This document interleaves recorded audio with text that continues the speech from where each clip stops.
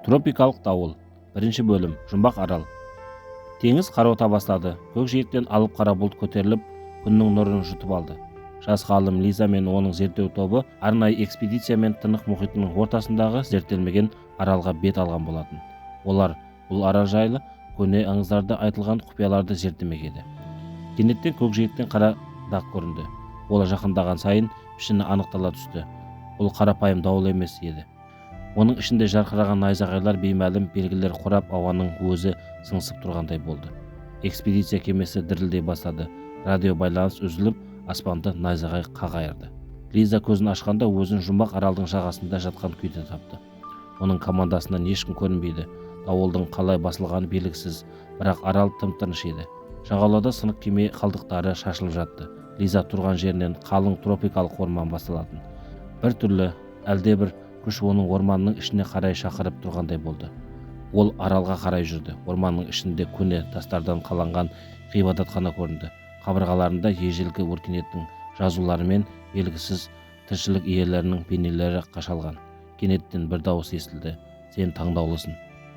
Лиза артына жалт қарады. Оның алдында жартылай мөлдір кейіптегі адам бейнесіндегі көлеңке тұр еді. "Сен кімсің?" деп сұрады Лиза. "Мен осы аралдың ежелгі күзетшісімін. Мыңдаған жылдар бойы бұл жерде уақыттың өзі тұрып қалған. Сен біздің құпиямызды ашуға тиіссің." Лиза жүрегінің дүрсілін сезді. Көлеңке оған қабырғадағы белгілерді көрсетті. Бұл дауылдың көзі туралы жазу болатын.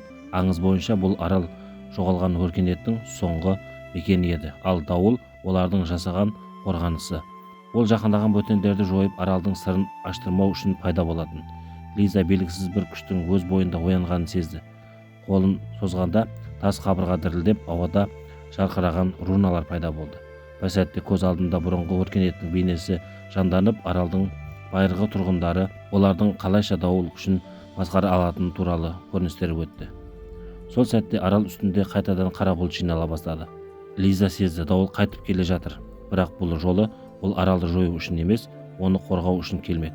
Себебі алыста белгісіз кемелер жақындап келе жатты. Лиза көзін жұмып ежелгі күшті оятты. Аралдың аспаны дүр етіп ашылды. Ал дауыл айналып келіп, бөтен кемелерді ұшырып әкетті. Ал Лиза болса аралдың жаңа қорғаушысына айналғанын түсінді.